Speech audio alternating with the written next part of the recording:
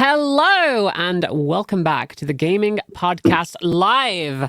I'm your host, Miabyte, on this special DigiPride edition of the show as we dive into all manner of the most curiously captivating queer conversations on the web. I'm so happy with how easily I can say that now. The first few times I did that was so bad, but queer... I can't. It's gone. It's gone already. I tried to say it again. It's already gone. Right. Well, that went out the window. We are live here, normal, on Twitch, which is great. But we're also live on TikTok. So if you're not already checked out the TikTok, go and check out the TikTok. And if you are watching on TikTok, welcome on in, everybody, and make some noise in chat. Now, before we get started here, I do have to tell you that DigiPride is presented by Healthy Sexual, Wizards of the Coast, and Xbox as well, being sponsored by our good friends at Devolver Digital and Marvelous. Yes! So, as you can see, I'm not alone. Joining me to chat today, please welcome from Deconstruct Team, the Cosmic Will Sisterhood, art director Maria Gonzalez, and writer-designer Jordi Di Paco. Hello! Hello, hola. Thanks. How are you? No problem. It's absolutely fantastic to have you here. How are you doing today? How's everything going on your end? Nice. I'm assuming... working extremely hard to get this to the finish line, and actually super nervous because I believe this is like our first big podcast in English. Like we usually do everything in Spanish, so excuse us. Yeah, sorry for we are like this, like, I don't know how to say this or something. No, like that's that. absolutely fine. You know what? If I was going onto a podcast where it wasn't my native language, I would be absolutely bricking myself. So I understand you completely. Thank you so much. Yes, so I'm excited to chat with you about your upcoming game, the Cosmic Wheel Sisterhood. The release date was recently announced. It's going to be August 16th, so it's just over 2 weeks away. You must be very excited about that coming up. Yeah, Yes. I mean, I feel more like in battle mode than excited. Like I need to make sure everything goes fine, and the moment this is released, I will crumble and cry and laugh and everything. But right now, I'm just ready for anything. Yeah, we still have to finish some things. I mean, we cannot work on the game right now because it's super finished, but we still need to do all the stuff. So it's like, okay, finish all of this while waiting to see how all this goes, because we've been working in this game for a long time. So we're like excited to see how everything ends up. A lot of conflicting emotions, a lot of anticipation, as well as like just constantly being in that battle mode, as you say. That sounds amazing. So for those who are unaware, do you mind introducing yourselves to our audience and tell them a little bit more about your roles at Deconstruct Team? Yeah, I mean, Deconstructing has been going for 10 years now, I think, a little bit more. I am Jordi De Paco. I'm the founder, and I also do the creative direction. I design, I write, and I also program our games. We are a 3-person studio. The only one missing here is Paula, our composer and sound designer. And there's you. Yeah, I'm Marina Gonzalez, and I'm the art director, and well, like visually, all the things that you see in the game, it's like I made all of that. So yeah. And a super important role, the internal producer, to keep us all sane. Yes. So a lot of hats over there at Deconstruct Team. You're doing so much work, and again, it's appreciated, and we love you for it. Now, I got to play some of the game early, which I'm incredibly thankful for. It was an absolutely fantastic experience from what I've played. I only managed to get a short snippet of that, but it's such a cool game. It just like hits you right away with the amount of just the atmosphere and the how best to describe it. You know what? I'm going to let people watch that and decide for themselves. But how did the idea for the game come about? Well, this is there's one part which is always tricky to talk about, which is like the magic of inspiration, like why cosmic witches in outer space and stuff that I don't know. That's like the brain sending weird stuff to you. But I do know that the interest for tarot came from being against it originally. Like 5 years ago, we were like, I was a bit pissed off by magic and all this kind of stuff. But a lot of people who I loved and respected were really into it. And I started with conversations challenging it, like why you are reasonable people, why do you get so much into this stuff? And in an attempt to understand them, I got into studying tarot and reading more about it, and actually using it to see what was all about, and I fell in love with it. Like, this is not like magic spells and superstition and stuff. It's actually a really cool way to connect with your subconscious mind and to think about anything in a way to break out from logic, which is often something that drags you down from actually understanding things. And it was also an amazing interface to talk about heavy topics with friends, with you don't usually sit down. It's like, I think this is wrong and we need to talk about it. But you just lay out the cards and you feel like, I feel there is some temptation here going on, and maybe it may be related to this symbol or whatever.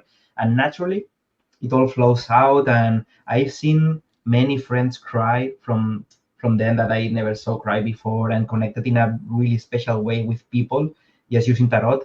And that's why we wanted to transmit all that into a game. And it also happened that the mechanics of tarot did for a great mechanic, for a great narrative design. So it's like, let's just make a game with the mechanics. The design just came from the original design of ancient tarot. So that's where it all came from. And then I don't know why we mix it with witches in outer space. I guess that's the cool part that we come from. Yeah.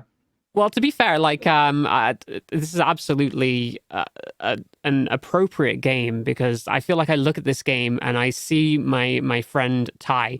She is super into tarot. She was super into witchy stuff. Like, I was just looking at this game, like, this game is like perfect for her. It's just her as a video game walking around. So that ties together so well. And it's so interesting that you were against tarot at first, and then actually looked into it and learned more about it.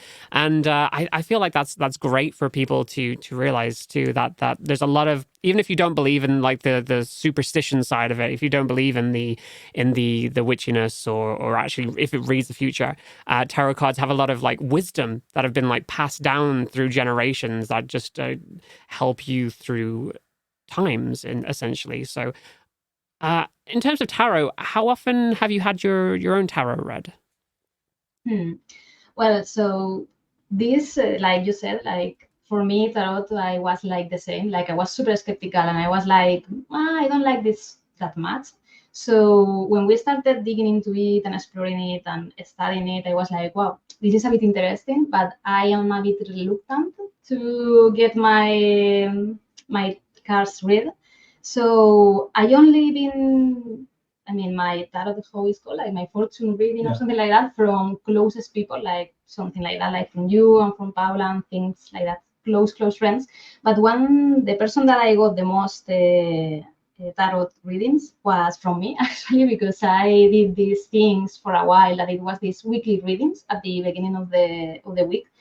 Like, I did this spread, like, okay, how am I feeling today, what I want to achieve this week, how I want to, I don't know, what things do I want to do, or how I want to change in a way. It was a way to reflect with myself and kind of meditate, or kind of therapy, mostly something like that. So for me, that's my most experience with tarot by myself.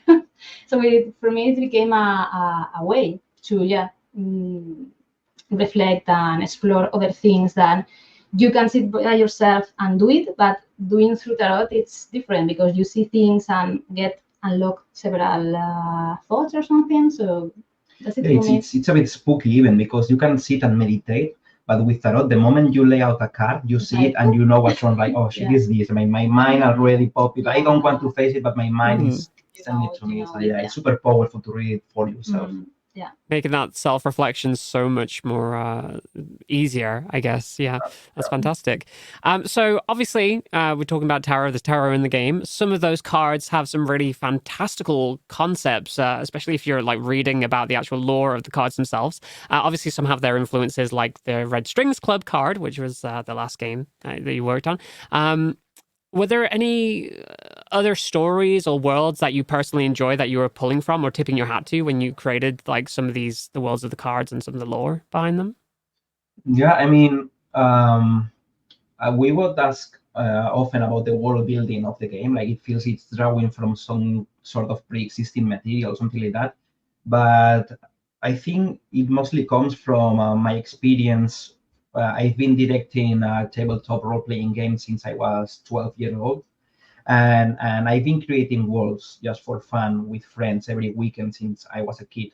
And I believe I'm pulling from all of that, from my life experience of just creating and amusing a group of friends from all that time.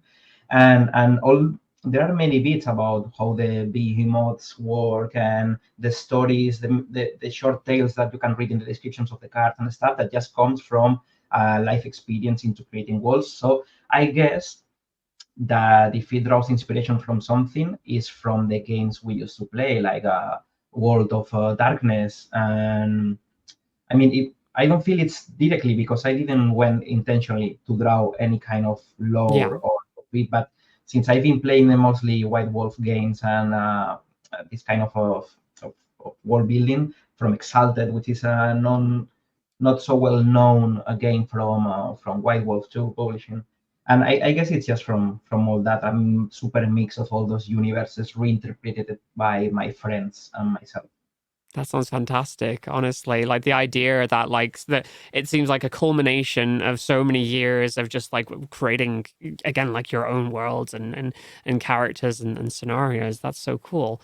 So from what I've played of the game, it really feels like it focuses really the narratives of both. Actually, I should probably like point out.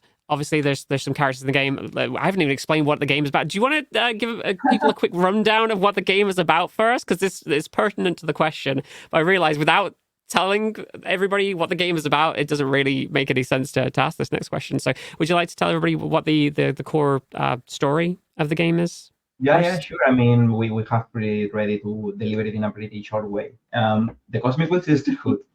It's a tarot deck building narrative experience about witches in outer space, and it tackles themes of community, identity, and personal responsibility. And you mostly play as Fortuna, a witch who has been condemned to exile and has been for 200 years isolated in a home asteroid. And you made a pact with a forbidden being to regain your freedom and regain your powers. And from that, you start meeting witches and dealing with the coven, all from the coziness of your asteroid home. Yes, exactly. Fantastic. So what's really pertinent to that is that it feels like a game where the narratives of both Fortuna and Abramar are literally on the cards. Abramar being this being that she makes a pact with in order to break out of her asteroid home. How important was it to you that the player has that level of control over influencing the character backstories and motivations? Mm-hmm. I mean, there's always a dilemma into how much possibility you make, because there's this narrative design rule of thumb, which is like the more options you give, the more likely a player is to choose the someone that is not the optimal one. Like it's just how it is. If you write 10 stories, one of them is going to be better than the rest of the 9. So the more options you give, the easier it is that people don't fall into the best one. And so but in the other hand, I wanted to give the power of feeling that you have fate on your hands and that you can read. In this game, you can not only read futures but also pasts, so you can alter the backstories of characters and they can be different depending on what you read about them. And it's been mostly a massive effort because we've developed this in 5 years of opening threads and then bringing them back to the main storyline, so we can deliver what we actually want to talk about while giving the player agency of feeling that they are altering the lives of all the characters involved. So it's a bit of, I mean, I don't want to say much because I still want people to get into it and experience it, because there's some bits about what is actually fate and what are you actually doing to people when you read their fortune, because this is something we felt, that there's always this this idea on your head. Like when I read your cards to you, Yeah. am I influencing you into taking that path and You're stuff like that? responsible for that or something. Yeah. So there's a bit of all of these ideas Yes. put into the Yeah. narrative design. Yeah, that sounds like there's like for multiple characters, there's so much there. I can't imagine what those branches look like all laid out on the desk. Yeah, that's amazing stuff. So I've only played the first 90 minutes of the game or so. I was confined to, like we said, Fortuna's asteroid home. So I'm obviously jumping at the opportunity to play more, but I was told I had to stop. I know from the trailer she seems to be potentially visiting Earth or back to the planet where there we see more characters, and she's going to be meeting all kinds of characters. Do you have any personal favorites that you're excited for people to meet? I don't know about characters, but I'm excited to see how they react to how Fortuna is dealing with all of this. Like, I don't know, I'm excited. Well, most of the most I'm excited for is Dali and Jasmine, that are the best friends of Fortuna, and she hasn't been able to contact with them for 2,000 years. So it's like, how is going to be this, and how? I mean, I'm wondering if the players connect with this friendship and these emotions that she's dealing with. So I don't know. I'm a bit like excited for everything. That's why I want to be like, Yeah. I don't know. Personally, I'm excited to see how people feel about how the relationship of Fortuna and Abrama evolves. The Forbidden Being you summon, you spend with this character the most amount of time in all of the game, and I want to see how they end up reacting to it, on reading comments about how they feel about Abrama and how everything ends up being. Yeah, that's true, because also it's a bit like it evolves a lot in the game, the relationship between them, and you can choose things. So yeah. So from what I've played so far, I'm absolutely adore Abramar. I'm in love with Abramar. Abramar is essentially a mood for me. So absolutely fantastic. And the way that they wrap their entire body around that asteroid is something to behold as well. So obviously, fantastic. Thank you so much for joining me today. This has been a really, really great conversation. We're going to be moving on to talk about cozy games, but before we do that, I'd love to know, do you what other kind of cozy games do you enjoy yourselves? Yeah, I think I enjoy, for example, Animal Crossing or Stardew Valley. I think they are also the most typical, I think, maybe when you think of cozy games, but also I really enjoy them. But I think there are other games that I don't know if they are cozy, like if they are in the category of cozy, but for me they are that. For example, I was thinking before on Wilmot Warehouse. It's that for me, I love to be there organizing things in that warehouse. Also, I was thinking of Sable, that I felt really, really, I don't know, like wrapped Sable up is super in cozy, in yes. that universe.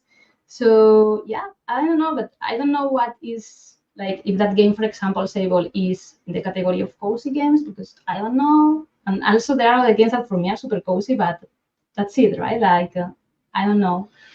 We'll get into it. We'll ask our guests later if they think Sable is a cozy game. What about yourself, Jordi? How about you? Well, I mean, I need to make a confession. When I stopped making these kind of lovely, cute games, I just like to jump and shoot stuff and things like that. But if I have to choose something cozy, I think I felt in a trance playing Eliza from Zachtronics, which is like a visual novel about uh, what if we put AI therapy, like mental health, in the hands of AI, and we have AI therapists and stuff like that. And I felt just super enthralled by it. And it's a conversational game, so you work as a therapist in one of these centers. So it has the structure of a coffee talk or a Valhalla or a Wrestling's Club, but it's about working as a therapist in an AI therapy center. So I guess that for me, that would be the choice. Oh, it sounds really cool. I honestly hadn't heard of that one, so I'll have to check that one out. Again, it's been a fantastic pleasure today to pick your brains about the Cosmic Wheel Sisterhood. Obviously, a reminder for everybody watching that is going to be releasing on Wednesday, the 16th of August. Super, super fantastically close now. But again, thank you so much for taking the time. It's been a pleasure. Thank you. Thank you. No problem. We'll see you soon, hopefully. Bye. All right, then. So that was fantastic. That was so cute. I absolutely adore that.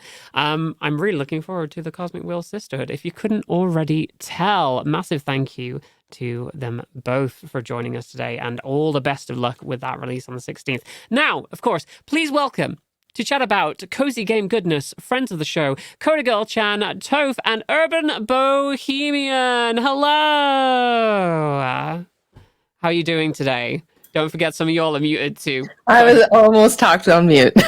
Yeah. I was muted, I think. How are we feeling today? Cozy. Pretty That's good. the best Cozy. answer. I can't top that. Yeah. Okay. Cool. So yeah. Thank you so much for joining me today on the podcast. We're going to be talking about all the coziest games and what we love about cozy games. But before we get started, let's give everybody a chance to know you a little bit better. So going down the line, we'll start with Chanel, then Brian, then Toph. Tell us who you are and then what is it that you do on the interwebs. Sure. So I'm CoderGirlChan. I also go by my name, which is Chanel. So you could call me Chanel as well. I do a lot of, I've been kind of transitioning over to cozy content for the most part. I've always played Stardew Valley. I've had the Very same appropriate. save. Yeah, I've had the same save for 3 years now. So we've just been playing the one farm. Yeah, ridiculous. And yeah, some Zelda here and there, things like that, Nintendo kind of stuff. And then the occasional coding stream, hence the coder part of my name. I am a full-time web dev as well. So yeah, so we've been doing a little bit of Stardew mods lately, just kind of breaking into that.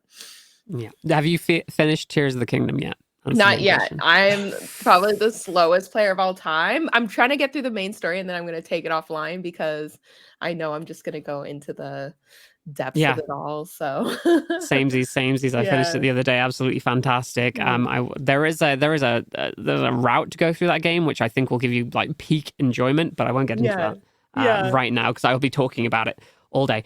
So Brian, how about you? Tell everybody, who are you? What do you do? Hi, I am Urban Bohemian, aka Brian, variety streamer, more part-time, a few days a week, and I do love my cozy games. I also love my first-person shooters, but I'm casual across the board. I also do food and drink stuff, and I play TTRPGs from time to time. Yes, so we love that. And that'll be pertinent a little bit later. Toph, how about yourself, hon? Hi, my name is Toph. I'm pretty sure across the board I'm known as a cozy streamer. I do a lot of Nintendo, indie, life sims, content like that. A lot of Dreamlight Valley, Coral Island, Animal Crossing, Stardew Valley, all that good stuff. I just recently started using my YouTube more. I will be releasing, 1 or 2 videos a week, updating everybody on cozy content, new games coming up, DLC, news, betas, things like that. So yeah, I'm a big fan of cozy games. Wait, you're telling me that the person with the Animal Crossing sign and multiple characters in the background is a cozy game streamer? No, never. Yes, well, it's fantastic to have you all on the show today. Before we get started, though, we're going to take a quick look at how you can keep yourself healthy in all situations with the following video from DigiPride partner, Healthy Sexual. Honestly, no one wants to think about HIV, but there are things that everyone can do to help prevent it. It starts with getting tested regularly. If you're HIV negative, you and your healthcare provider can decide if PrEP may be right for you. PrEP means routinely taking prescription medicine before you're exposed to HIV to help reduce your chances of getting it. And it can be 99% effective when taken as prescribed. Talk to a healthcare provider about all your HIV prevention options. Our health is worth protecting. Indeed, our health is worth protecting. So, as this is a special roundtable podcast, we're going to be dedicating all of our time today to the big question. So today we're asking, why does everyone love cozy games? It feels like everybody absolutely adores them. So I feel like we should break this down first and just generally ask, well, what even are cozy games? What defines a cozy game to y'all? Like, what do you feel is the definition of a cozy game? Anyone? Well, No? Yeah, Okay. I'll jump in. Go, Toph, you got it. So for me personally, I would say a cozy game is something that is calming and escape from reality, but still very much set in reality. That can be farming sim, life sims like Stardew Valley, but it can also extend to games like A Little to the Left, Power Wash Simulator. These are games like organizing is something we do every day.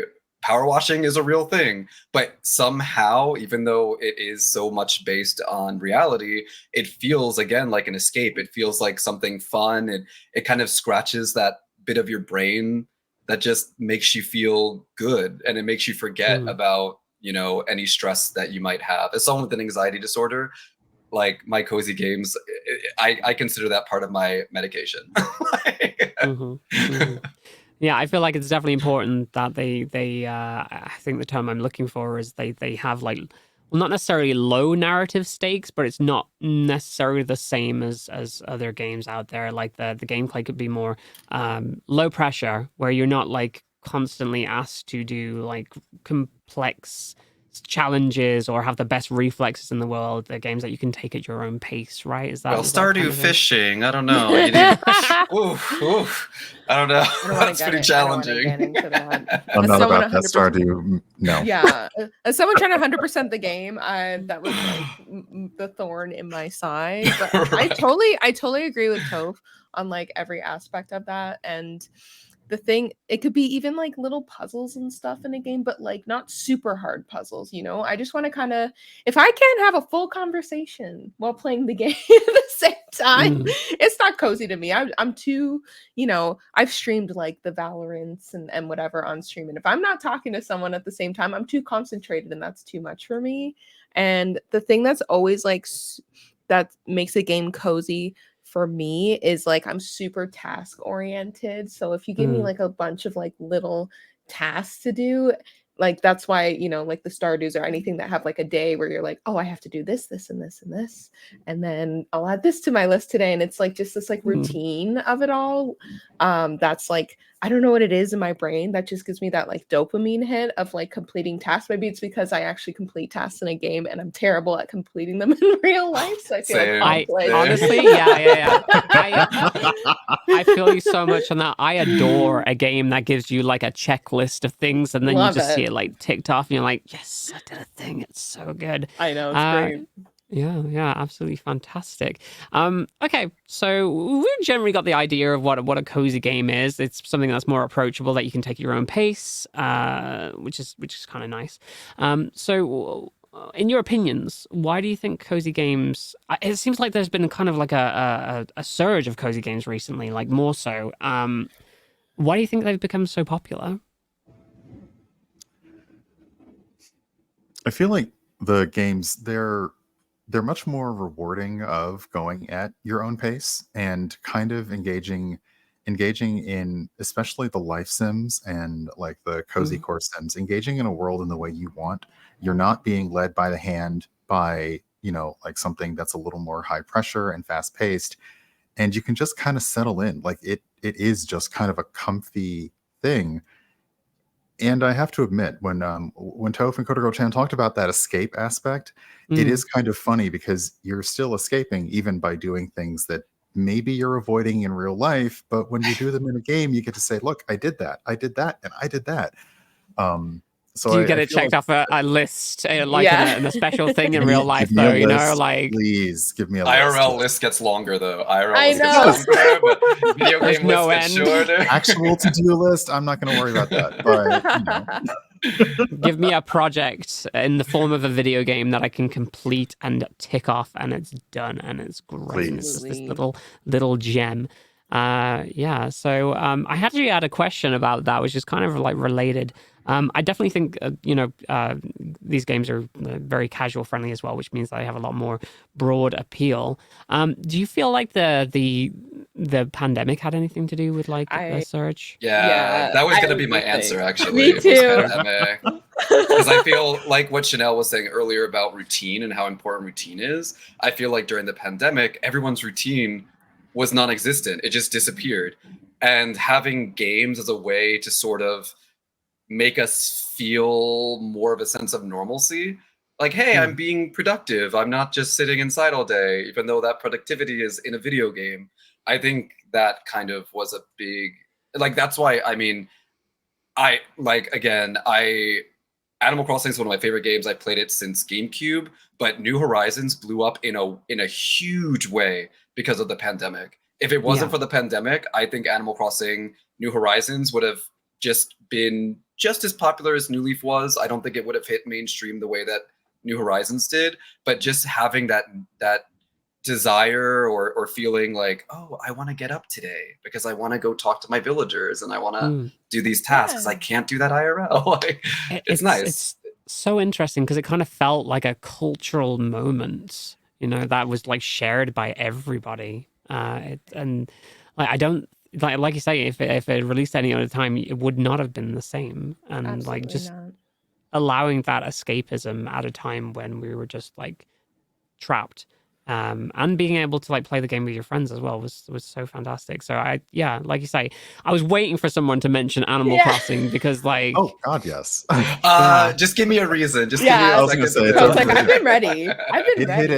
It hit at the perfect time. I think did. really, New Horizons was my first Animal Crossing as well, and Same. like all of my friends were playing it, and I kind of think it's funny because we think about Animal Crossing as like that cozy game, but then you've also seen how hardcore people can also be about cozy games. Like, you're still getting that same good feedback from it, but you still want to make sure that you've done all the things. Yeah. I gotta feel accomplished, like I said before. Like, I gotta make sure, like Animal Crossing, I played the heck out of that game. I haven't touched it forever now, but that's just because like with the pandemic, before the pandemic hit, like, I still work like a 9 to 5 and just living this like busy lifestyle of like work. And I get home and I'm like, the last thing I want to do is touch a game. I have things I need to do. I'm commuting, I'm traveling, I'm doing all these things. And then when the pandemic hit, I'm like, I have all of this time to do things. And then it hit and I'm like, I can't see my friends. And it was a nice way to like, work on something, keep my mind at ease with all of the uncertainty happening in the world. And it was wonderful. And you could like decorate things and think of new things and be creative. So I feel like sometimes games just hit at the exact right time, and it hit that time, So it gave me that de-stressor I needed during a chaotic time, Totally. We owe a lot to Animal Crossing for getting us through certain aspects of that time period.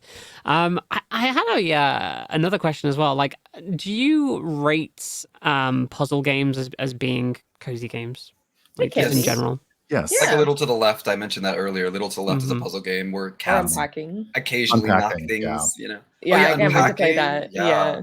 That's a great game. I tell you what, like there is a. It didn't really strike me as being like a cozy kind of thing, but I realized that one of my favorite things about one of my favorite games of all time, Resident Evil 4, there is specifically the inventory management. Yes. That's one of my favorite things about the game. And there's actually a game that's specifically on Steam. I think it's only like $5 or something, but it's literally just that system from Resident Evil 4. I cannot remember what the game is called, but it's one of the most enjoyable experiences I've had recently, is just sitting down and like moving shotguns and like ammo around in this inventory space. And it's kind of like a puzzle game. It's really cute and cool. But definitely very, very approachable. It just gives you different inventory shapes, and you just have to fit all the stuff in the most optimal way. It's really good. It's really good. So actually, this brings us on to the obvious question: what is some of your favorite cozy games? That's up there for me. That inventory management, I tell you what. Resident Evil 4 cozy game. Confirmed.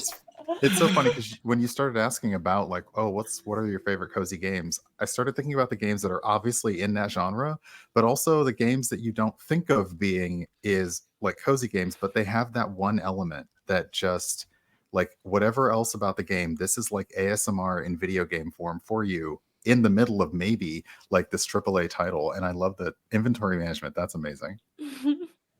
So I can't say inventory management. The game is called Save Room, and I'm gonna see if I can. That makes sense. For nice. Yeah, And like Ari. very like Resident Evil. Let me see if I can't pull that up real quick just to show you a screenshot. This is terrible for any audio listeners, but yeah, is that gonna work? Is that gonna allow me to share the window here? Yeah, well, yeah. There we go. Yeah, this is Oh. literally the game. Oh, it even has the That's all it is. herbs and everything. Like, Yeah, it has Oh, the that's herbs. It has fantastic. It's Tetris. it's basically Tetris. We're just fitting stuff in. So I love yeah, that. it's one of my personal faves. What about yourselves, though? What do you love? What do you like? What games? Well, Stardew, obviously. I've been playing like I would say around like 2017, I started getting into gaming again. Like I played when I was small. Like I had a Super Nintendo, and then I kind of just watched my brother play games because I'm like, oh, I don't want to play games. I'm not good. Like these look hard. And then is this the first? What's this game? Oh my gosh, I've never gosh, seen what? this before. Oh my god!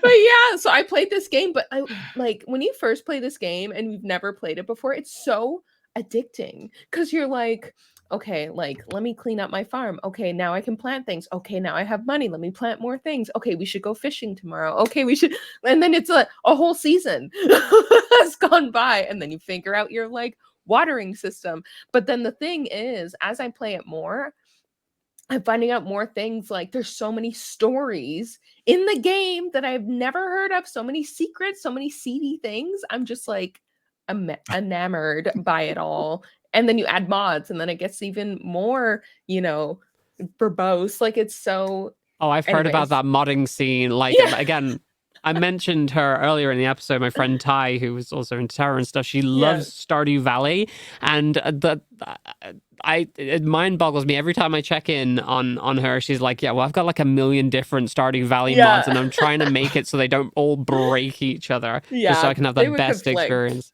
Yes. So that's like my number one. Some other games so Unpacking was a really good one that I played. Like just like I've been really bad with playing games off stream and stuff, and it was like the first game that I played off stream, and I loved how it was like puzzly, and it had a really like. I think the thing with cozy games is it can bring in subject matters that are like super, sad or like, uncomfortable, and then, add this gaming element to it. So it's like introduced to you in a slow way that you don't feel so terrible about it. So that's Unpacking was really, really great with that. And then the last one, which I just started playing yesterday, and I played the demo before that I got from like the Wholesome Games showcase, was Sticky Business. Sticky Business is such a fun. Sticky Business. Yeah. Tell me about good. Sticky Business. What is Sticky Business? So you basically run your own like sticker store. So you basically make like a bunch of stickers, and then you like people will like ask for them and stuff. And then as I'm playing the game more, because I just started playing like the full game yesterday, people will be like, there's also like a bit of like context into like relationships and how people are doing. Like someone's like, me and my sister, like we've never talked to each other for a really long time, but now we're talking to each other because we share stickers, and can you make this sticker because we so you make like a sticker for them, and they're like super happy, and it's like things like that. But yeah, so you run your own business, and then it has Twitch integration as well, so like the Twitch people from Twitch can like order whatever stickers they want, and I made like a little redeem so people can be like, make me a sticker that's like this, so they like I'm just making random stickers here and there, and it's really cool. And you wrap it up, and you can add candy as like little gifts and stuff. So that's my new favorite one. I played it for like 2 hours yesterday. I could have played it for longer, honestly. That is cute as heck. Obviously, so we had the trailer there. That's absolutely amazing. And then the Twitch integration. I want to dive into that. That's so cool. It's allowing people to. It's really cute. Yeah. And what about you, Brian? What are you repping for your cozy games? I would have to say right now it's probably Power Wash Simulator. Yes. I cannot get enough of it, and it is just very much I don't do a lot of simulator games because they often want you to know math and like the actual mechanical stuff. This one doesn't really need you to do that. You just point water and clean stuff off, and you get these really satisfying noises when stuff is done, these constant feedback of like ding when it's great. I need like a construction site simulator. No, that's okay. It's somebody's playing Power Wash Simulator in the background. That's what it sounds really like. Yeah, exactly. But that one, and it's It really is, and I think the surprising thing about it is you can just play it as a normal. Hey, we're cleaning it up. We're cleaning up stuff.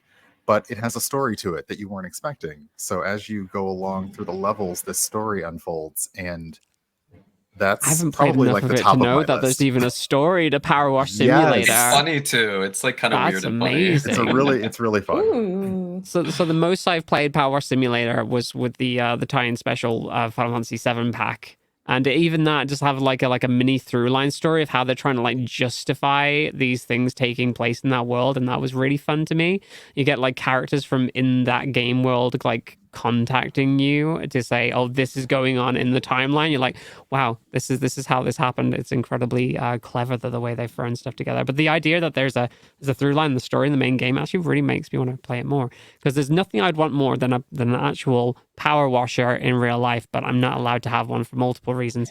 So yeah, just give me that in a video game. That's fantastic.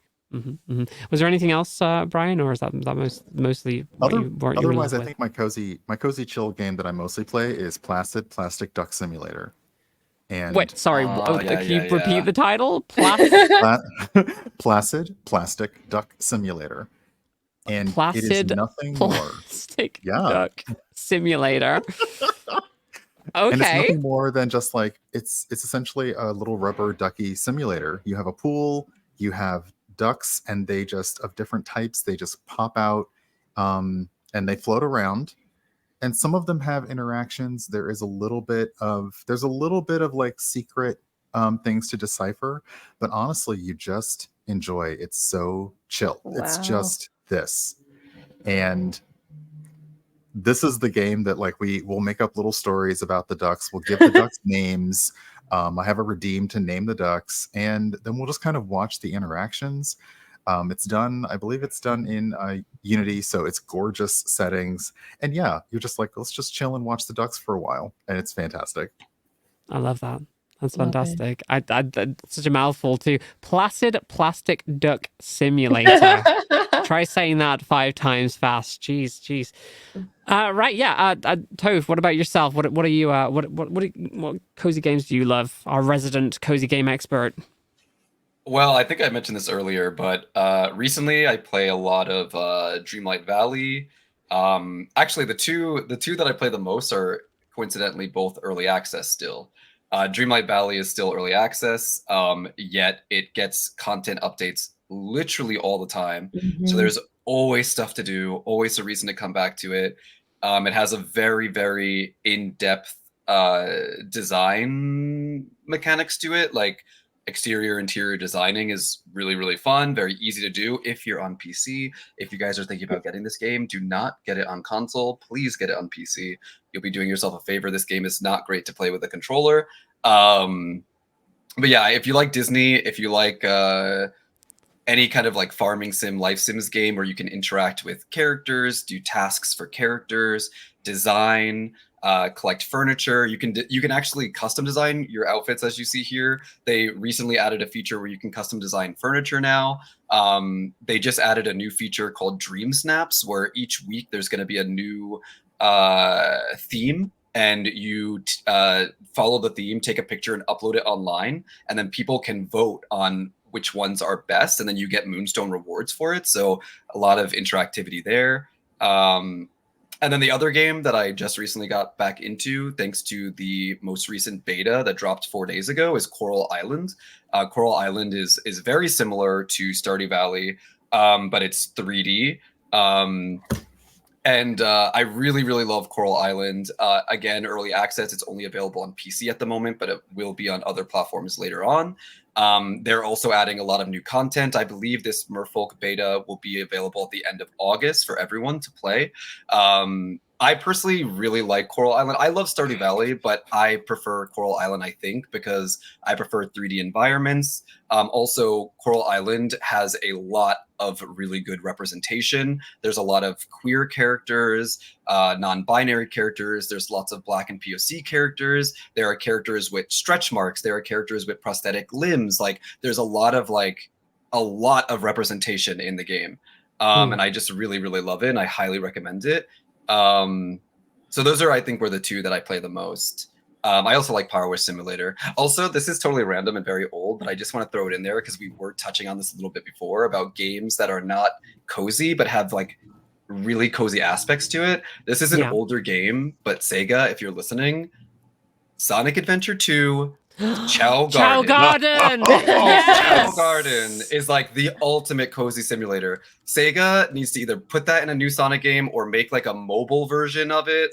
Like, just do it. It'll be a moneymaker. I swear to God, just do it.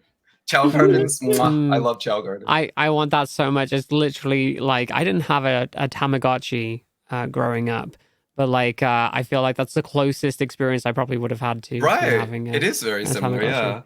Yeah. I adored that, like Sonic Adventure 2 battle, just going into the Chow Garden, and I'd be one of those people that essentially just switches to the bad characters and then just beats up the Chow in order to like get the devil Chow. I was one of those people, unfortunately. But like, it was, the complexity of that game is kind of amazing too, considering it's like attached to Sonic the Hedgehog as a game which requires a lot of skill, essentially, to get through. It would be nice to see that, as you say, like disconnected and just separate. In fact, I feel like there's other games like that, like for instance, Triple Triad in the Final Fantasy series. It's from Final Fantasy VIII. I feel like that should have its own standalone game, and I'm no doubt it probably has had one, but that there needs to be like more games where it's just like the offshoot of the main game that's cozier, just gets its own little thing. I would play the heck out of that. Funnily enough, like I like to say I don't play that many cozy games, but suddenly like I find myself falling into the cozier parts of it quite a lot. So like obviously Animal Crossing is the GOAT for me. Absolutely adore that. Like you mentioned, Power Wash Sim as well. Funnily enough, right in the line, is Dredge a cozy game? Have you played Dredge? Yes, because it's like an eldritch horror, like boating kind of thing, but it's definitely got those cozy vibes to it. I enjoyed the heck out of that recently. I don't know if anybody else has played that. I have not. Dredge is wonderful, and it has the right cozy game mechanic, even though the atmosphere and the theme isn't quite there. Even when you had the guests on earlier asking about Sable, like Sable is in that same kind of thing where you're talking to people, you're gathering resources, you're traveling, you're uncovering this sort of narrative mystery that's underneath all of it. And you also have these really weird interactions with the characters. And there's not, I think Dredge doesn't really have anything that's like super, like you may have to steer away from things that are chasing you in the water, but you're not really having to do any weird quick time event fight kind of things. Yeah, you're absolutely right. Like it does let you go at your own pace, doesn't it? It's like you're just going around, you're fishing. Also, it has that exact same inventory management from Resident Evil 4 as well. I was wondering if that was it, because like getting the stuff on your boat and playing Tetris, like Tetris mechanics every time you get it on there, yeah. Absolutely. Okay, that's one of my favorite cozy games that I've played then. Dredge definitely is up there. Awesome. All right, let's move on then. So let's talk about the recent rise in popularity of cozy games. Like you say, it feels like since the pandemic, they've become a lot more popular, and it feels like AAA games are starting to approach cozy games more and more. Obviously, you mentioned Dreamlight Valley. That seems like more of a AAA title than an indie title, because indie has been all over indie has been all over cozy games for what seems like the last several years, and more so at this point. But like, I feel like I was watching like the last, well, not E3 anymore, but over the last year, the last game events, and it feels like every single game event, like a Nintendo reveals and stuff like that, that every other game I see is like a Harvest Moon or Stardew Valley clone of some type. Have you noticed that? Yeah, I mean, Square Enix did Harvestella. Yeah, this year, late last year, and I feel like I am seeing a trend in AAA game studios like trying their hand at life sims games, but I always feel like they don't last as long in popularity as these indie game studios, because they know what the genre is at a base level, but they just never really touch on the charm that indie games kind of sprinkle, like indie studios sprinkle into their games. Like Harvestella, I was really excited for that, but then it just died down really, really quickly, and now nobody talks about it. And that's Square Enix, and nobody talks about it. Like, you know. Well, I feel like Square Enix has a lot of games that they release and the hype dies down almost instantly. Listen, I'm a Square Enix creator, and even I will say that there's a lot of missteps, let's say, that they've done. But yeah, absolutely, you're completely right about that. Like it does seem like, I don't know if it seemed like a capitalism thing where it's like the new cash cow that they feel like they can latch onto. I was gonna say, it's like they know that formula works for a lot of people because of the rise of interest in cozy games. I think the rise of the interest in cozy games is, well, yeah, I think the pandemic like made a lot of people realize like that. Like for me, it made me realize like how much of an anxious person I am and how cozy games are kind of therapeutic at times. Like sometimes I'll just sit in a stream and like watch someone play some sort of cozy game and they're just chatting, and it's so like, it's just like calming.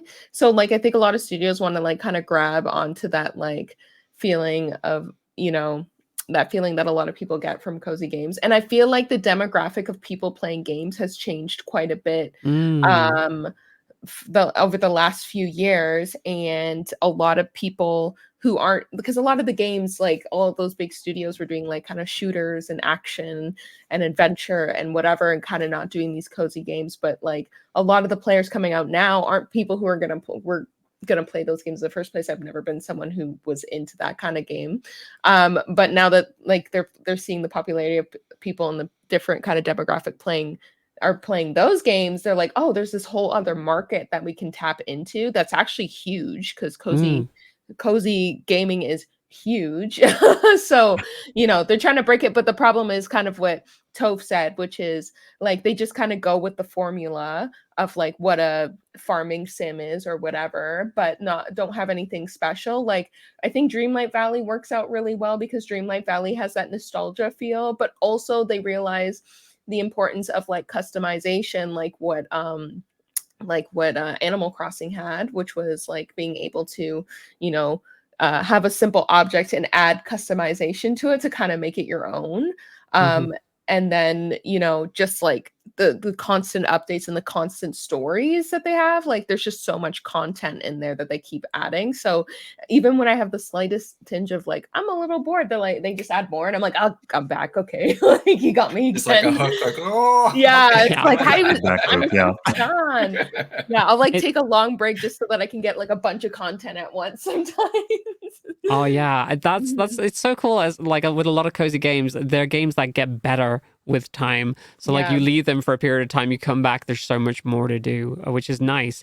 I would love to live in a world, because you say that like cozy games, there's such a big market there, where the next year's big game of the year isn't like God of War or like Call of Duty or something like that, but it's like, I don't know, like some kind of farming simulator or something like Dredge, for instance, where the setting could be absolutely different, but it's, you know, it's just a nice time you can have a relax and stuff. It's really good. With the game of the year, they like, I don't know if they're looking for like complexity over like maybe they just don't think of cozy game as like complex enough to be seen as a game of the year, you know what I mean? But I like Stray a lot. Like with stuff like the Game Awards. Oh my gosh, yeah, nothing wrong with Stray. Yeah. You know, Stray had that feeling like it was going to be fun and cozy, and then I was like, oh, these mechanics, took a turn. These are not cozy mechanics. No, not at all. No, it felt that game felt more to me. That felt like a mid 2000s PC platformer. Totally. The way, like one of those classic games that you used to play when you were younger.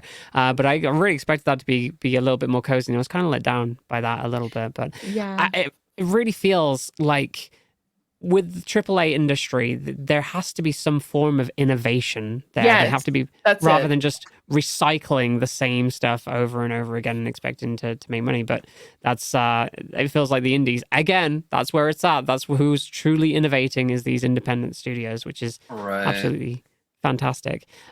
So moving on a little bit, you're all streamers. We're all streamers here. We're all friends here. We're all streamers here. What'd you just call? Yeah, you're a streamer. You're a dirty. No, I'm kidding. I as streamers who play a lot of cozy games, because you all admittedly play cozy games, what made you gravitate more towards those games specifically, that genre specifically, more so than like any other game that's, you know, could be popular on Twitch? And actually, considering Toph, you're primarily like, again, I call you our cozy games expert. That has been like the linchpin of your like your content for a while now. What got you into that? Well, actually, like I started Twitch as a cozy streamer, I guess. Like Animal Crossing New Leaf on the 3DS is the reason I started streaming.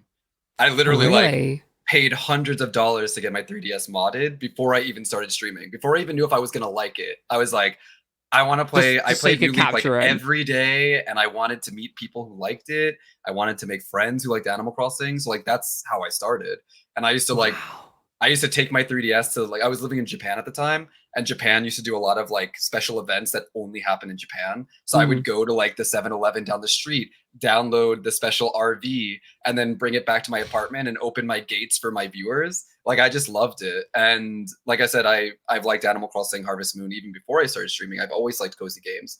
But I will say through my experience on Twitch, like there have been times where like I took a break from Animal Crossing and I was playing other games. Like there was a long period of time where I was doing like JRPGs like predominantly, but I always come back to cozy games because I think, and I'm sure Brian and Chanel will agree with this, I feel like cozy games as a streamer specifically allow you the most room to have conversations and talk with your chat and read your chat and sort of give each other tips and like how the best way to make money is, or like design tips, things like that. It just feels like a community within your own chat, but also outside of that as well. Other streamers like on Twitter and Instagram, and people always posting their creations and stuff like that.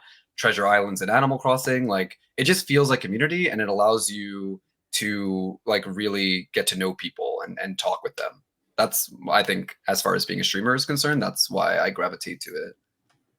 Yeah, that's something that never even occurred to me, like that they allow you to focus on your community so much more than any other type of game does. That's awesome to hear. And what about Brian? What about you? What about it's very much the same. Like I can focus on chat, I can enjoy it, but also like there is that sort of, depending on the game and the flow state you get into, it's sort of meditative. Like you're, you know, like you can play games to be hardcore over the top, but also like after a day's work is usually when I'm streaming, or I'm streaming first thing in the morning, and I just like to chill and relax and be like, my day's been rough, let me wind down with something fun that also lets me talk to folks and see how their days went. And sometimes you enjoy playing video games, but you don't always want to be competing against the game. You kind of want the game holding your hand to keep moving forward. And for me, it's comfortable to play cozy games, and it's nice to settle in and just enjoy them. I agree. I was gonna say the exact same thing that Toph said, which is the interaction part. I find that I can only focus my attention like in certain like at certain times. So like when it comes to like if I'm playing, like I used to play a lot of Dead by Daylight and stuff like that, and I found like, especially if I was doing like a killer round where I'm like super concentrated, like no one would hear me talk for like 15 minutes. Just the switch off. Because I'm focused, right? So I've moved those games kind of off stream, not because I don't enjoy it, but mostly because I didn't like how little interaction I was having with the viewers. And anytime I go into a stream and I see a streamer, and like I'm not knocking anyone who doesn't, but anytime I see a streamer who's just like not interacting with their chat, like I'm kind of annoyed, because I'm like, they're here to watch say names. No, drag them. Sorry. The bigger ones, with like thousands in their chat and stuff, are probably never going to talk to you or interact. But like my ultimate experience is always when I go into a chat and someone's like interacting with like something I may have said. They don't have to direct with everything I said, but once in a while, if they're just like, oh yeah, like whatever, just like that. So I always set I always said that I wanted to be the streamer who interacts as much as possible with like almost every single person. Like sometimes you can't in the chat. So I find with cozy games, like not only do they make me feel good because they're just like cozy, they also help me interact with people. And you know, I'm like that person who's like squirrel all the time. Like I get very distracted. So like yeah, so I have to like, this is just easy. And you can pause a lot more often. Like I can just stop and like talk and do my thing and then come back to it. Whereas like when you're doing a very intensive game, you pause, but you might be in the middle of something and then lose your momentum and then it's over. So I feel like it's the most like just hanging out with friends as well. Yeah, when you're just playing a cozy game. exactly. Yeah. So, you know, I kind of moved away from like, I do try to do collaborations and stuff, but I've moved away from it for the most part because again, it's like, unless it's like a collaborative game and we're doing kind of cozy stuff and we can interact, but it's mostly just like, again, I'm just like trying to focus as much on my chat as possible because I want to make sure that they feel welcomed and they're not ignored. So I always feel bad if they feel ignored for the most part. Oh my God, that just occurs to me. Minecraft, mostly cozy game. For me, the way that I play it, yeah, it could be totally. Absolutely, yeah. Cozy game. Yeah. I actually had a specific question for you, Brian, because you do a lot of tabletop role-playing stuff. I wondered if there's any crossover in terms of like how certain people like approach cozy games in terms of genre, where it's like either just, you know, working on a farm or doing some kind of task. Has there ever been a D&D campaign or an equivalent where the focus has been day-to-day life rather than, you know, a grand adventure? Oh, absolutely. I would say even interesting. Well, even the show that I was on, Rivals of Waterdeep, as we were approaching our last season, our characters were growing more and more in power, and at some point they started to ask questions about their lives and about like, what kind of legacy do we do? How do we take care of the city that we're in? So we had a lot of slice of life sessions of them. There wasn't big combat. There wasn't magic being thrown around. It was just us hanging out, getting to know each other.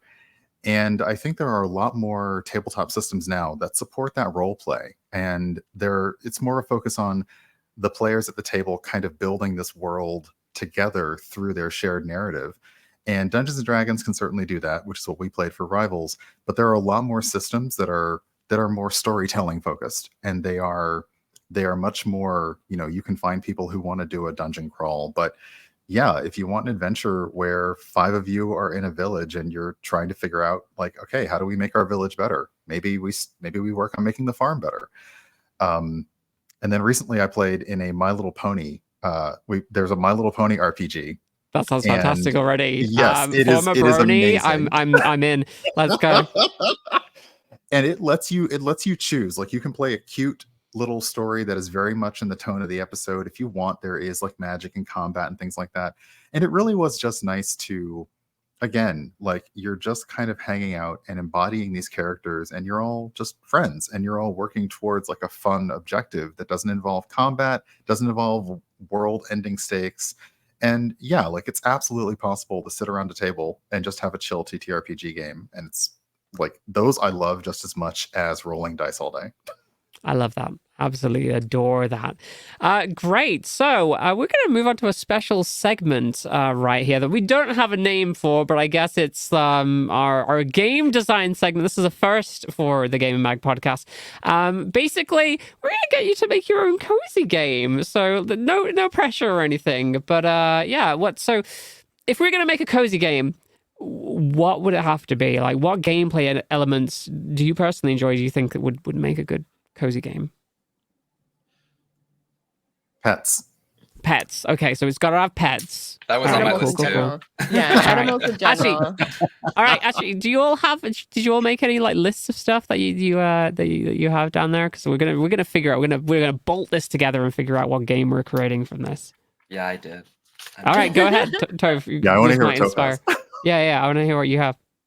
Okay, so for me, the setting would have to be a small town, a la like Animal Crossing New Leaf or City Folk. So you're in a town, you may have access to other locales like an island or a big city, but your main focus and where you live and where your villagers are is a small town. That way it feels big, but not too big, very quaint, very comfy, very cute.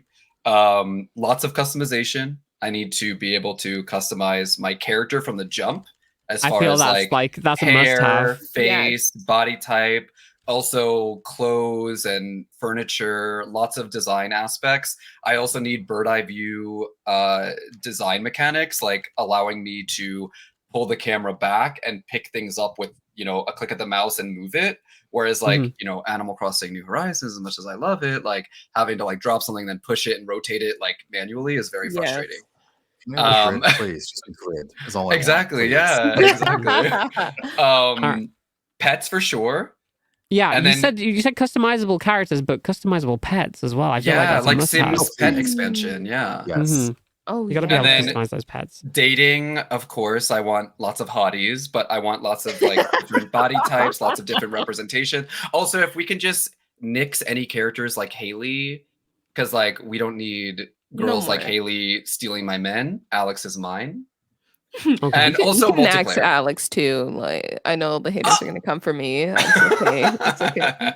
My TikTok's on fire because I'm like, Alex, ew, and everyone's like, that's my man.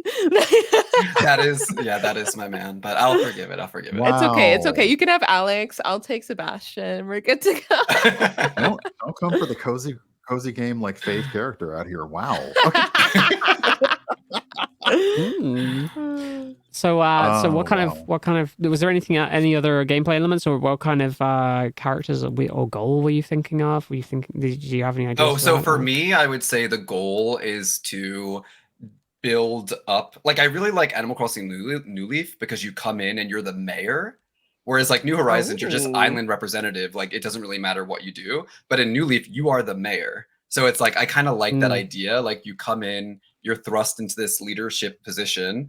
And not only are you building the town up from the bottom up, but you're also trying to create good relationships with the villagers and like do jobs for them. Hopefully there's some deep like progression with character stories as well. Like, imagine being able to help a character and they start off with like a small business, but if you, by giving them money or doing business with them, they can build up their own store. A la Timmy and Tommy from Animal Crossing. Again, not in New Horizons, but in New Leaf, they start off with like a shack store. And by the end of the game, they upgrade like 6 times into a department store.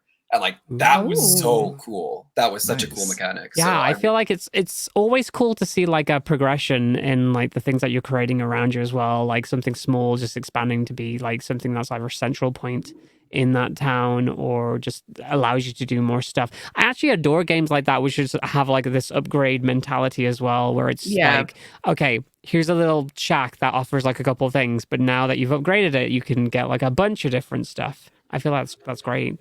Great idea. I love that. So upgradable, how was it? Upgradable town stuff. Yeah, yes, that's it. Upgradable town stuff. That's the best way of saying that.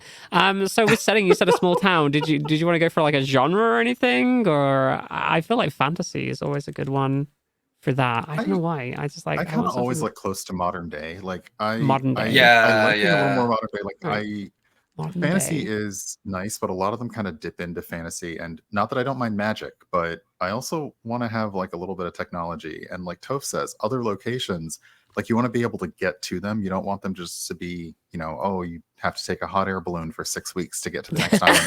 You don't want that. Not for 6 weeks. Okay, not to pick up Stardew again, but like the one thing that's cool about Stardew is it has a hint of fantasy. So it's like most of it is pretty realistic. Like you could take a bus, you could ride a horse, you can walk around, whatever else. But then there's like eventually you get like fast travel because you get like obelisks and stuff. And then there's a wizard and these little Junimo things that are little helpers on your farm and stuff. So I'm like, okay, it's like a hint. Everything else I have to do manually, but like, and then there's technology for like, you know, gathering your animal materials, like that too. Like you have to have something that's going to help you, some sort of like mechanisms around to help you with like your farming and helping you travel around. Like you have to have that. Like it can't just stay the same the entire time. I want to enhance my tasks. You know, I feel like something that can help, like some kind of mechanism that helps you as you further on into the game as well. So you don't have to do the same mundane thing. Something that just like automates it would be nice. Like so automation's key. Automation is good. I'm about like I'm always about crafting. So Yeah. anytime, like once maybe you have a farm and then like the more you build or level up your farm, you're able to then build little helpers. I love watching people, because I don't play Stardew, but I love like watching them go from like watering every crop to then getting the sprinkler Oh and yeah, figuring the out how to sprinkler. fix them. Like Oh. Yes. I love that upgrade step, like just like Toph was saying, like an upgradable town, like everything, you know, like you could just have a shack, but maybe you want to put in the resources to build that up to something a little bit bigger and a little better. I like that. I don't, which is weird, I don't like farming, but I do love cooking in my games. Ooh. That's fair. That's So, fair. like I want magical bushes that have like the ingredients that I can just like go pull it from. I don't want to actually have to grow them. I'm the worst. Milk I know. trees. Milk tree. They're called cows. Okay, they're called cows. Oh, milk tree is They're a just wild. No, I name want for a wild cow. cows. Wild cows in the forest that are also okay with me getting milk. Okay. Cool. I have a question though. Combat or no combat? Combat. I was gonna say, when Chanel was talking about Stardew, one of the parts that's like also kind of fantasy based is the monsters and the mines. Yes. And like Mm. I actually really, I would say in Stardew, the mining and the combat is like my favorite part. Yeah. It's so fun. Yeah. addicting. And like getting lower and lower down to the mines, upgrading your weapons, fighting stronger enemies and getting better drops. Like I really love that. Coral Island has something very similar. Like it just adds a layer onto it. I feel like you say though, there should be some kind of system for like automating that process for people who don't like combat that much. I So was gonna There's say- elevators optional, eventually. yeah, yeah. Right. Yeah. I don't like combat as much in those kind of cozy elements, but if there is a way, like maybe you can have a side character who also comes with you and is like, you know, like somebody who does stuff along with you, then maybe they can be your hireling to deal with all like the slimes coming at you in the mines while you're just focused on mining. Like you already have That would be that. I nice. just realized the pets. Yeah. It's just like, Oh. sorry, your connection broke down then, and it just looks like you're so no. amazed at what I just said. You just froze. You're like, yes, no. What about this? What about if all right, so the very stereotypical story thing about it is like you come to a town and maybe a distant relative has like left you a piece of property and they're A like, you Wonderful need to Life, rejuvenate yeah. the Yeah. area. Yeah, like a wonderful life. So what about if you like your uncle or your grandfather was a scientist and he leaves you this sidekick / pet that you can shape into anything you like, whether or not it's a dog or a cat or a bird of some kind, and then that can become your little player companion that also handles some of the automation too. You can upgrade it with stuff. So maybe there's a little bit of like fantasy but futuristic elements in there too. But it's set in the modern day. A little bit like I don't know. Is this Pokemon? Maybe I'm it's- getting like a kidding. tameable, collectible animal feeling from this. Like No, but that's cool. My I do brain like went that. somewhere I love so dark when you said customizable animal. I was gonna say, did that scientist uncle used to have a daughter and a dog that suddenly disappeared, and now there's just Oh, God. like that was getting hecking unethical there for just a moment. But she's on But- track though. She's on track though, because Yeah. like it's like this like companion that can like morph into whatever to help you like do the farming and stuff. Could be like this Mhm. little floaty Well, thing. it actually, could be did a you dog guys- one day. Did Yeah. you guys play the demo for Paleo Pines? Not yet. I So saw I Paleo- watched it. Paleo Pines is so good. It's an upcoming dinosaur-themed life sims. It comes out in September on the 26th, but the demo's available to play, and it's a long demo. It's like 10 hours long. Oh And- damn. It has like a Pokemon-esque feature to it where you go out and you can tame dinosaurs and bring them back to your Oh farm. hell yeah. And each dinosaur has different abilities. Some dinosaurs can help you water your crops. Some dinosaurs can break rocks. Some dinosaurs make it so that you can run around faster across the map. It's really cool. I mean, the dinosaurs that water your crops, it legit looks like they're throwing up on your crops, but it's just water. But it has that vibe of like having a pet that can help you. I love that. I honestly, I just love the idea of having like a some kind of companion pet that does stuff in the game. Yes, I feel think like really that's- fun. I just want to ride a dinosaur around. Like I think that's cool. I'll also that. Yeah. Yeah, maybe the play Paleo customization goes Pines, that it's far. good. You can build it up to be a rideable dinosaur at some point. I just there have you a go. dino herd I Um, ride around town with. I love it. Mhm. Mhm. I will also say, because like Toph mentioned, like a lot of hotties, which is nice.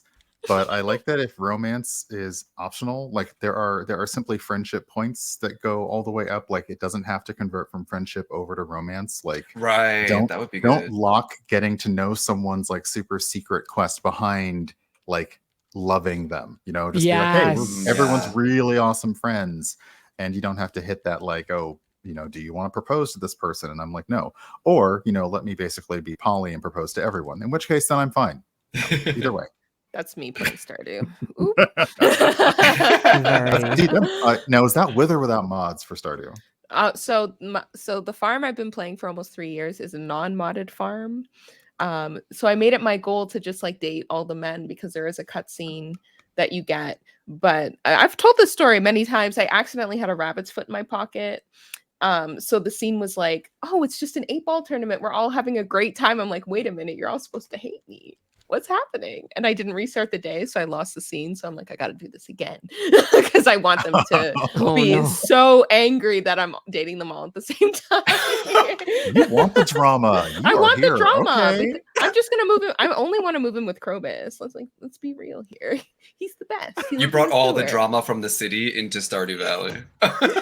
I think okay, so leave here's everything behind. Right. My favorite cozy game is one that has like a side story that's just like wild, like something is going on, something is seedy. Like I want every chaotic piece in a game that's secretly cozy.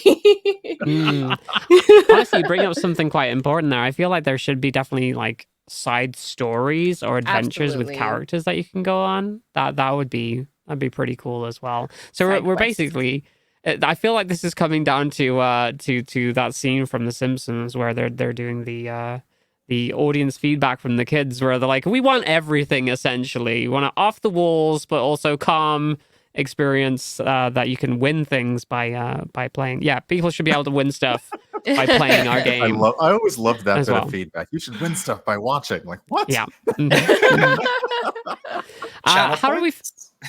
Channel points? Yeah, I guess so. Twitch integration. All right, I don't know what it would integrate with, but there you go. Integration. You can run giveaway. You know what? Giveaways are so hard on Twitch already. You can run giveaways through the game somehow. Yeah, I don't know how, but you can run giveaways through the game. Meaningful multiplayer is something that I would love to see. Meaningful multiplayer. Not like, because I love Animal Crossing. I love New Horizons. I love having people come over, but like you're limited in the things you can do. And with some of the cozy games, I'm blanking on one of them. Core Keeper. Core Keeper has like, you know, multiplayer, and it's sort of mining, building, but each of you actually do stuff in the world. So I think meaningful multiplayer would be great. Palea. Oh, I am so ready for Palea. Oh, I am so ready. Also, Fae Farm. Fae Farm as well. Well, it's funny that you mentioned that because when we were talking about games that don't really, games that have cozy elements but don't feel like cozy games, MMOs are one of the ones that I was going to mention that actually. I would play all of the MMO like RPG elements just because I'm like, I just want to run around and grab every plant. I want to build everything. I want to get like that kind of thing. So yeah, I'm looking forward to Palea. I'm so ready. Yeah, I'm so excited. Funnily enough, I think my favorite stuff about Final Fantasy XIV is everything but the actual combat itself. I'm just there for the actual story and to do all these like side things and mini games and crafting and stuff. And then the actual like dungeons and things, it's like, okay, I'll do it, but you know what? I'm enjoying this other stuff more. So yeah, I completely feel you on that. That reminds me, actually, Square Enix actually released a cozy game like 15 years ago. They had like Crystal Chronicles spin-offs that I just remembered. The King My one, Life right? as a King. Yeah, My Life as a King. That was amazing. I would love them to do like a modern like remake of something like that. I think that was like trapped on WiiWare as well. I don't think it ever came out on anything else. You're right. Yeah. Yeah, that was such a great game. That was like a little city builder game, and you were setting out adventurers like on quests and stuff to like bring things back. Oh, I love that too. I love that idea. We should be able to like send out. Maybe it's your like some kind of offshoot of your player companion, like the what are the names of those cats in Monster Hunter? Oh, what are they called? I cannot remember. But you have like, like the did they cats. go back? Did they go back for you and things like that? You can like send them out on little missions and stuff. I feel like that Yeah, would they'll be come like a back really, with really like cool resources addition. and stuff, right? Yeah, fun. that'd be pretty cool too. Okay, last question. Palicos, thank you, chat. Last question. Art style. We going pixel art? We going 3D? We going I say like 3D. cell shaded? I say 3D of any kind. It could be a hyper stylized 3D, but I prefer 3D. If we're shooting for the moon, absolutely 3D. Just not super rooted in anime. Yeah, I'm I good with like a realistic-ish, but yeah. Yeah. I'm good with both.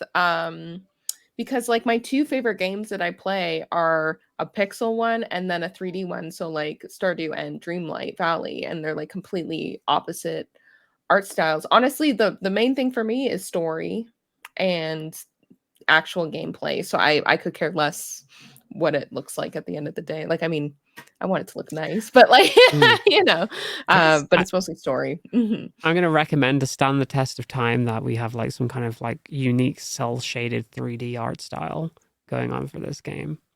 I think that'd be pretty good. I would like that, mostly because I like cell shaded. It makes me think of Borderlands, and I love Borderlands. Oh yeah. Yeah. like Okay. It's kind of funny, like the thing that Chanel just said, because I was thinking about our earlier conversation about how they're expanding basically to more gamers, and how the definition of gamer is expanding to more markets.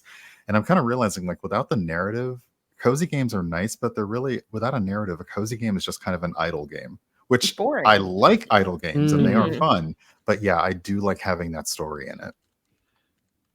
Definitely. There needs to be some kind of, I don't know about like end goal, but there has to be some kind of like narrative through line. Most certainly. Yeah. Also, I've just occurred to me that I just started thinking about Tears of the Kingdom. One of my favorite things about Tears of the Kingdom, the new Zelda game, is that you get your own house and you get to design your own house. Yeah. It's a very limited system, but that's like a cozy game within Tears of the Kingdom, which I'd love to see. But I really think like any kind of like customization you could put like for the buildings in the town would be really cool too. So you get to like decide, there's not just this preset, but you can like change, even if it's just a color change, you can change the way that the buildings look, maybe even to match some kind of aesthetic. Animal Crossing New Leaf used to be like that. Oh, really? Yeah, Animal Crossing New Leaf had like, it was a limited amount, but there was like a fairy tale theme set, a Japanese style set, a modern style set, and a retro style set, and you can change the train station and the mayor's office to match like whatever design you wanted. And then there was like lampposts that fit to those themes. So if you wanted to make your whole town, New Horizons cut out so much good content from previous Animal Crossing games. It's such a shame. I absolutely adore that idea though, like being able to like shape your town to make it look a specific way too. Because thinking about Animal Crossing New Horizons, what people did when they made their towns look like cities, just by having stuff like stacked up, was really, really cool looking. So definitely something like that also. All right, so what have we got at the end? We have a town building game where you come to a small town with access to other areas. We didn't think about what these other areas were, but I'm guessing like you can go city, to a island. Yeah, a city, an island, a forest where you can fight monsters, a mine or something like that as well. Just wholesale lift that from Stardew. But you got to have customizable characters, pets, which are also customizable, a bird's eye view, so a third person game. Maybe you can like switch. If it's 3D, we could switch between like going top down to like actually going into the game even. Maybe you could have a first person mode in there too. Let the player decide how they want to do it. There's got to be dating, but dateable characters, but relationships that aren't just dating, but also friendships with side stories that you can take them on. Obviously, you have your upgradable town stuff, which is coined by me. It's a fantastic system, patent pending, where you can upgrade all the stuff in your town and just make them offer more things. You have automation that you can eventually get in there. And maybe it's your side buddy pet thing that may also be a robot, but possibly a dinosaur. Who knows? There's crafting, there's cooking, there's combat and upgrading weapons, which you can also automate, and mining, rideable animal / dinosaurs, and meaningful multiplayer. When I did want to say, with some kind of rollback for any particular changes that trolls could potentially make, some kind of insurance system, let's say there's a character that sells insurance, like, did somebody mess up your town? Here we go. You could just do this and you can like roll it back to the point that it was at before that person like blew that thing up or moved that really, really important thing or destroyed something, destroyed that rock garden that you created. So yeah, and it's potentially set in the modern day with a hint of fantasy, but also maybe some future tech in there to make some stuff work. Cel-shaded 3D art style, and you're just building that town, stores, etc., having that narrative through line. That's where you're actually exploring your relationships with other people and just generally having a really good time. I would play that game. Oh, for sure. That sounds great. When are you going to release that, Mia? Yeah. I'll get right on that. Okay. Do we have a name for this game where you move to a town and you potentially have a robot buddy? Maybe there's like some technical aspects, but it's also modern day. Let's just set it in like a modern day Japan aesthetic, countryside type of thing. Just I don't know. Just throwing it out there. Do we have a name? What names? What are we going to call this game? What are cozy game names? Like, I feel like if there are 2-word cozy game names, like there is a list of like first and second. Like there must be a list that they choose from. It's got Chat is coming up with some grotto, titles. Village. Yeah. Chat is saying Space Mist Canyon. We've got Smolton Falls.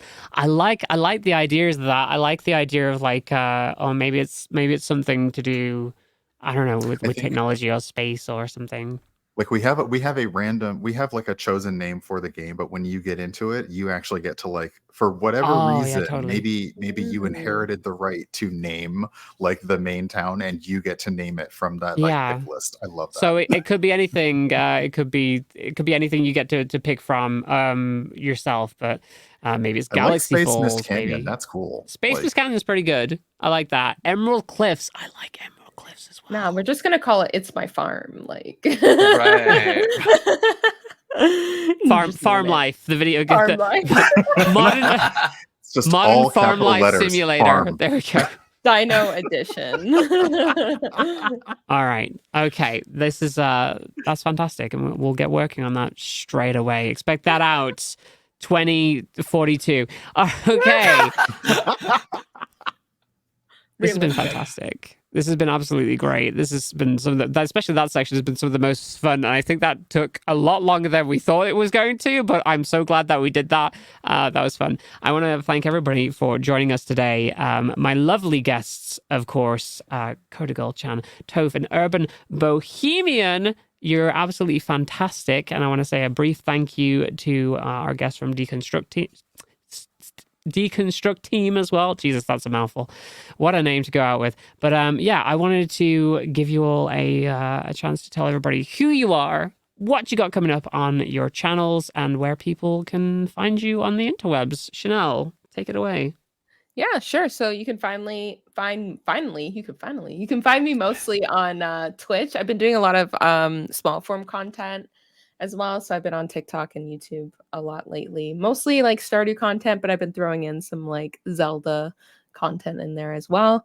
I just did my 6K follower stream. So if you want to go back and see me in a giant pink shark suit, always. Yeah. Quite the journey I had to go through with that one. So you could go back and watch that pod. But yeah, the plan is to actually start. I played Final Fantasy VII Remake recently, so I'm slowly going through all the Final Fantasy games. So 10 is coming up soon. I got 10 coming up on there, and then Stardew's I always play on Saturdays, and then Sundays I'm trying to save for playing some new like indie games and new cozy kind of games. So we just did Sticky Business, and then I'm gonna play a couple of other games that are coming out as well, just because I want to try some new cozy games with everyone, chat and see how everyone feels about it. So yeah, so mostly on Twitch for that. That sounds amazing. You can find that content over at twitch.tv/CoderGirlChan, if I'm not mistaken. Yeah, you got it. Fantastic. And Brian, how about yourself, hun? What you got coming up? Well, pretty much Urban Bohemian all across the internet. Wait, where is it? Is it there? I don't know. Is it there? Yeah, it's that. And except on TikTok, there's an underscore, but you can pretty much find me like that on every platform. Coming up on Twitch, I believe I'm going to look at the game Venba. which was just released today. It's just basically like a lovely cooking story. And at the weekend, we actually get kind of cozy at the weekend. We do play a lot of Placid Ducks. Wait, did I say it right? Placid Plastic Duck Simulator. I always get the first two mixed up. We play that in Power Wash Simulator. And I am not sure. I've been keeping an eye out for things that are releasing this week to maybe throw myself a curveball. Or maybe just another co-working stream, because I've been doing like writing and other things online. So it's been nice to do a bunch of stuff. Fantastic. And of course, that is over, like, primarily your streams are over on Twitch, at twitch.tv/UrbanBohemian. So go and check that out. Toph, what you got coming up, hun? Hi. Well, you can find me at twitch.tv/Toph. Everywhere else, it's Toph Games, one word. Because of Avatar, I can't find my name anywhere. Like I mentioned earlier, I do a lot of life sims, cozy game, indie stuff, Nintendo stuff over on Twitch. I actually cut my streams down to 3 days a week, so I'm streaming a little bit less, but that's because I'm focusing more of my time and energy on YouTube. I'm starting a new series on YouTube where I cover any and all cozy game news. This week, I'm actually going to be putting out a video for all the cozy games coming out this month in August that you should look out for. So if you're wanting to know about cozy upcoming games, definitely go subscribe to my YouTube, Toph Games. So yeah, that's what you can look forward to. Absolutely fantastic. You've all been a fantastic guest today. I've adored chatting with you all, just like shooting the breeze about cozy games. I want to say a massive thank you to our DigiPride partners, Healthy Sexual, Wizards of the Coast, Xbox, and sponsors Devolver Digital and Marvelous for supporting us on DigiPride. We are going to be live once again, I believe, potentially on the 6th of August, with a Let's Go Gaming Magic the Gathering special stream, which is going to be brought to you by, hosted by the wonderful Luke Boogie. So that'll be a lot of fun. Until then, you can follow the Gaming Mag channel here on Twitch or subscribe to our YouTube channel so you don't miss any of these amazing shows. And other than that, you can check out our podcast clips over on our TikTok, as well as other awesome stuff. So head on over to the Gaming Mag account on TikTok, hit all those follow buttons. In fact, if you're watching this here for the first time, hit the follow button here, where we're live at least once or twice a week doing some very, very cool stuff with your favorite queer creators here. But until next time, we'll see you soon. Bye for now. Bye. Bye.